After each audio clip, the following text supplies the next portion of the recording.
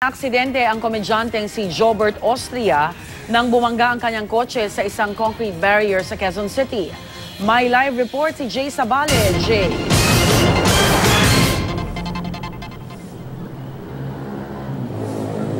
Rhea, sa mga oras nga na ito ay nadala na itong komedyanteng si Jobert Austria sa may St. Luke's. Pero kaninang alas 3:30 ng madaling araw habang binabagtas niya itong Araneta Avenue approaching dito sa may Del Monte Avenue, may nabunggo siyang isang kariton muna bago tuluyang tumama doon sa may concrete barrier nga. At pagtama sa concrete barrier ay umikot itong sasakyan niya.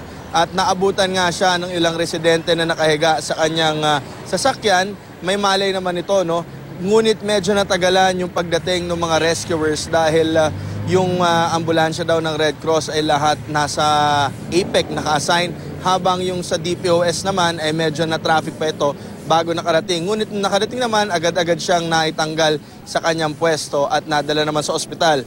At dumating din dito si Ramon Santos, isang assistant director ng kanilang programa. Ayon sa kanya, nanggaling daw itong komedyante sa kanilang taping kagabi at matapos ang taping ay nag-dinner sila bago nagkahiwa-hiwalay.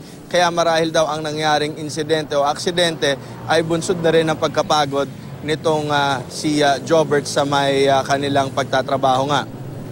At samantala naman, sa mga oras na ito ay patuloy na naglilinis yung mga traffic enforcers dito sa mga debris na naiwan nung aksidente. At nakikita nyo rin yung mismong sasakyan na na-aksidente ay nilagay na rin sa tow truck at maya-maya lamang ay hihilain na ito.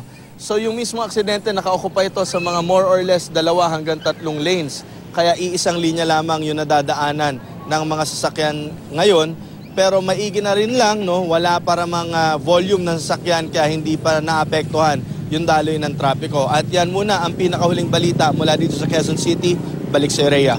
Maraming salamat, Jay Sabale.